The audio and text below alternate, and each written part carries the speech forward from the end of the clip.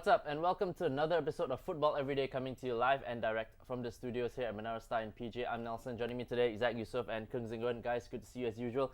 Tell you what, another fantastic weekend of BPL action. So Zack, loyalties aside, this is what the title race should be like in the BPL and every other league for that matter, year in, year out, right? Yeah, definitely. You know, we wanted to go down to the wire. We won one of the last games to be between the team leading and the team chasing. We want controversy, we want drama, excitement, Exactly. and you know, this year we've been spoiled for choice, and it's been great. Yeah. But of course, we're talking about that game.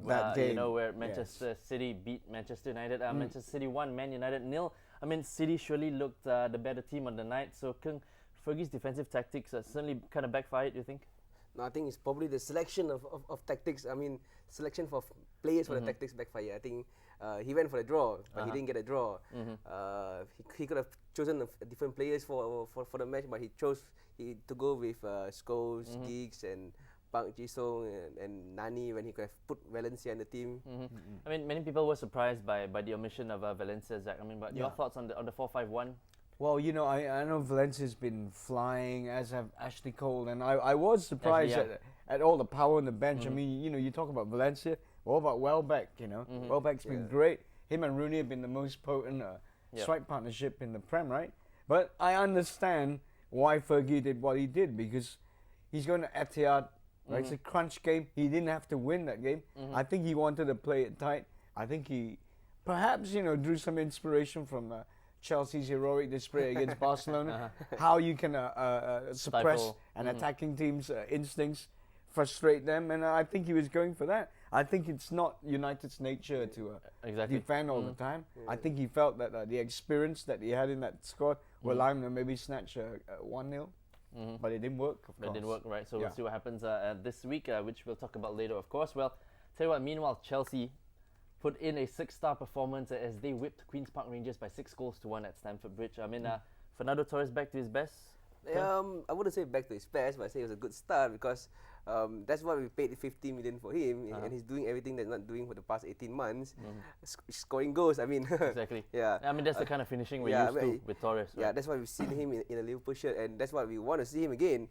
It's too early to say whether he'll be back at his best, but it's a good start, even though it's at the end of the season. And it's a perfect timing as well, going into the FA Cup final against his former team. And he's in double figures now, right? Yeah, I think so. We'll talk about that later on as well. Well, Zack, that result has left QPR in a pretty precarious situation, so they might yet go down, right? They might yet go down, and you know, I feel for like a lot of QPR fans. Like we've got one here, you know, Jack, our colleague, massive QPR fan, and she's been a fan for years. And for people like her, it's really quite frustrating to see the team play well one week and then falter again. Get thrashed the following You never week. really know which QPR you're gonna get, you know. Maybe Jack knows. Maybe Jack knows. I will have to ask her because you know she's a wealth of information when it comes from QPR. But I tell you what, one thing Jack told me that I really firmly believe in is that Hughes hasn't really managed to spark the team as expected. He was the big managerial coming in January, and you know He's talking about Europe to begin with. He's talking about Europe. He spent some money in January, but has it worked? I mean, it remains to be seen. Sorry, Jack. All right. Well, speaking of the relegation battle, which has also gone down to the wire, impressive Wigan shocked Newcastle by 4-0 at the DW Stadium. I mean, come the tail end of every season, Wigan seem to regularly be able to produce this kind of performance, right? Yeah, I mean, I think it's a Roberto Martinez magic in a way. You probably won't see him anymore next season. But they have good players in the squad. Just that they don't seem to play like they do from the start of the season. I mean, they beat Man U, they beat Arsenal, they beat Liverpool, they almost beat us. Unlucky against Chelsea. And now they got a 4-0 thrashing Against Newcastle. Against Newcastle. It's fantastic result for them. So they can't be all that bad a team, right, Zack? I don't think they ever were. I think you know, maybe with Wigan it's much a case of when the pressure's on and their livelihoods are at stake, then they really begin to feel that, like, you know, they want to stay in the Premiership, and that's when they start giving 150 as opposed to maybe 85%, right? All right, well, okay, over at Anfield, Liverpool side, clearly with one eye on their upcoming FA Cup final against Chelsea, went down to Fulham this morning by 1-0. I mean, having scored a good 3-0 win at Norwich City just on Saturday, King Kenny was certainly going to rest a few key players ahead of the big one against Chelsea this week, right? Yeah, well, before we played Chelsea played Barcelona, we rested like 8 players against Arsenal, and we still got a 0-0 result. And this is FA Cup. He rests a few players and then go down 1-0. I mean, it's a Liverpool story year in year out. Like they will beat a team 3-0, 4-0, and then next game they just probably lose at home. Same, I mean, Zack, was that disrespect to the fans, you think? Complete and utter disrespect to the fan. If I were a Liverpool season ticket holder and one of the 40,000 that turned up last night, I would be livid and disgusted and all those other kind of words that means those exactly that. Because you know what? I mean, is this what the mighty Liverpool have come to now? You know, throwing away a game which they deem meaningless, even though it's a Premiership game. I think Liverpool now have got to readjust their perception of what they really are. They are a mid-table side, right? They are a cup side, yes. They can pretty much beat anyone on their day, but consistently on a consistent basis, week to week, especially in the league, they're not there. They flattered to deceive. And yesterday's team, their so-called reserves, amounted to about 80 million quid's worth of talent on the pitch. So you tell me, is that a weakened side, or is that like the byproduct of Douglas's terrible dealings in the transfer market? Definitely. King Kenny's out, mate. It's over. Well, Daryl might not be too happy. Well, okay. Another game this morning, very quickly, saw Stoke City come from a goal down for a 1-1 draw against the high-flying Everton. I mean, Zack, your team was superb against Fulham just on Saturday, so might fatigue be a factor in this Probably, result? Everton's got one of the smallest squads in the Prem, everyone knows. But I think to go to the Britannia point, it's always good because they're very hard to play against. The Stoke way, they're big lads. Everton, not exactly the most strappingly tall team in the league. So, all in all, I think it's a good point. And, this puts Everton another point ahead of Liverpool. It's 3 now, right? 2 more games to go. You're really happy with that. Lovely. Sure. Okay, well, hold on to your thoughts as it is time for our customary break here on Football Everyday. We'll be right back with more chat and banter on the second segment, as well as a look at the big fixtures over the weekend. So, see you real soon.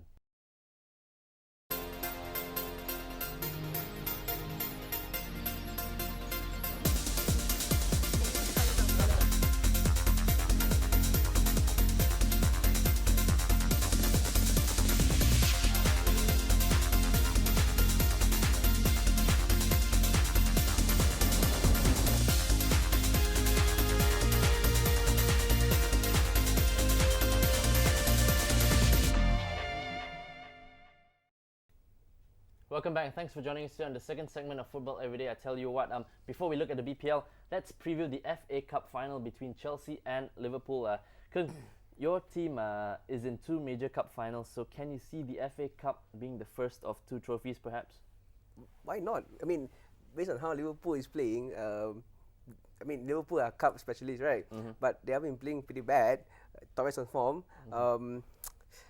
It'd be good if we can win the FA Cup before we can win the Champions League, but it won't be as easy as you think it is. You think a lot of it depends on how they do against Newcastle tomorrow morning? Injuries, players. It doesn't really matter actually. Whether we do well against Newcastle or not, we will still put our best when we go for cup final. Yeah, it's 120%. Yep. The only problem we have is that we might not have enough centre backs in the team with Cahill out and David Luiz not 100%. Yeah, but I gotta add this thing. I think it's amazing. Chelsea have had such a bad season. Everyone's saying this is the worst season. Drama. You lose a manager halfway through. And yet, it could still end up being one of the greatest Chelsea seasons. Exactly, especially if they get their hands on the coveted. And it's this point that's going to really determine just how well they approach these cup final games. But Zack, Torres versus Suarez. Predecessor versus successor kind of thing. Lovely. One a diver, the other one a pretty boy. Eh? Well, you know what? Pretty boy's been coming good of late, and I think he has a point to prove. He's definitely going to get the treatment from the Liverpool fans. That much is certain, and it's probably going to serve to spark up Torres, and I wouldn't be surprised at all to see him on the score sheet, mate. So do you think it's going to be a high-scoring game, perhaps, or it's going to be a one-goal decider kind of thing? Liverpool are definitely going to be fresher, seeing as they rested the entire team for a meaningless Premiership game in the weekend. So, a lot of it's going to be down to stamina. I think Chelsea have got the gritty determination, beating Barca over 2 legs. That kind of stuff gives you a lot of energy, Nelson. It fills you up. So, the fan in me, the football fan in me, wants to see Chelsea win it. So. Right. So, Kung, you've got a supporter there, and ally in Zack, right? But it ain't going to be pretty, though, Nels. All right. Well, okay. Getting back to the BPL, title race, of course. Man City are in action first on Sunday when they travel to the Sports Direct Arena to face Alan Pardew's Newcastle. Look, City were dominant against United, as we said earlier in the show, Zach. Kung. So can they keep the momentum going against the Magpies? Yeah, I mean, right now the title is theirs for them to lose. They have 2 games, right? Yep. And they just need to match Man U for whatever result they have. So the order is simple: just go there, get a win, and just don't screw up. I mean, Zach, would you agree with Kung's assessment? Yeah, I mean the permutations are simple. Win them 2 games, you win the league. But I think Newcastle is dangerous because they just been had their bottom smacked severely by Wigan. They've got a lot to play for. I mean, they wouldn't want to lose 4th spot having gotten so close. So I think they're going to play the game of their lives. So it's not a regulation match by any stretch of imagination. City's still got some work to do. So it's going to be interesting then. Yeah. Right. Okay, well, over at Villa Park, Harry Redknapp's Spurs lock horns with Aston Villa looking to catch arch-rivals Arsenal. I mean, considering Villa have been poor this season with relegation, even a small possibility now, I mean, can Spurs take advantage, Zach?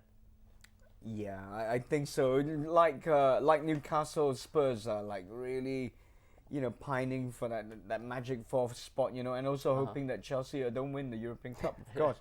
But I mean, it's come down to this, and really, if Spurs are ever gonna deliver, it has to be in this game. All their fans are banking on it. Everything they work for boils down to this game. So I really don't see them messing it up. But then again, it is Spurs. Spurs, right? Yeah. So disaster is just round the corner, mate. All right. Okay. Well, at Loftus Road, Jack's team, Queens Park Rangers, welcome Stoke City in what certainly is a must-win for Mark Hughes' side.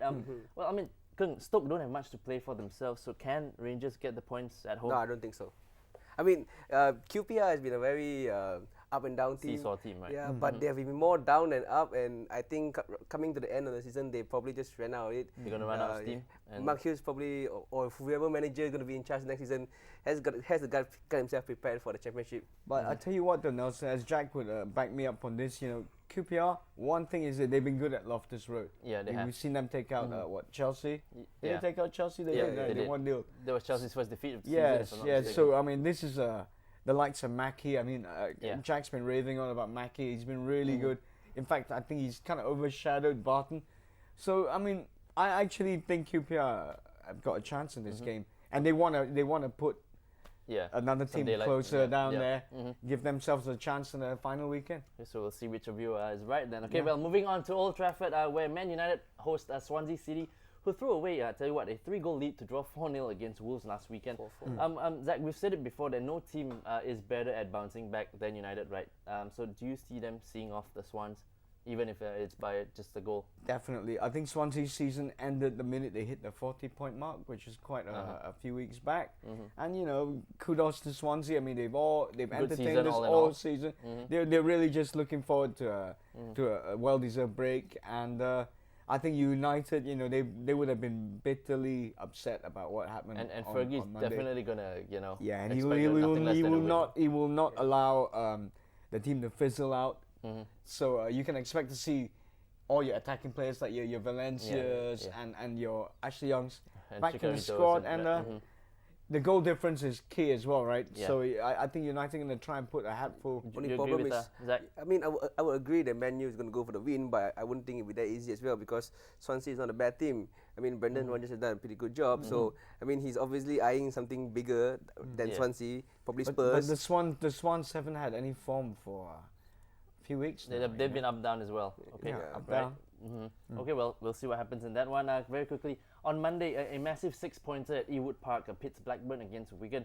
Wigan are in good form, as we know, but Blackburn could still perform a miracle if they win their last 2 games and other results go their way. So, how would you call this one, Zach? Well, it's a derby of sorts, of course, and we all know in derby games, all the cliches like form goes out the window, blah blah blah, that really does apply, right? I mean, the both sets of fans, they only live 20 miles away from each other, 30 at best. So there's a lot of local bragging rights at stake here. So you can expect a really tight, gritty game. I think Wigan, they don't know how to play it safe today. They only know one way, either attack like Brazil or fail hopelessly. So I think if Martinez is any sort of manager that I think he is, he's going to carry on the momentum. He's going to attack. Yeah. So we'll see what happens in that one. But Wigan for me. very quickly, Zach, I mean, Steve Keane has got to be given some credit, right? He managed to last the whole season, even if they go down. He did, but he's gone. He's gone. He's just killing time until the end. Unless Venky's wanna Feed him more chicken.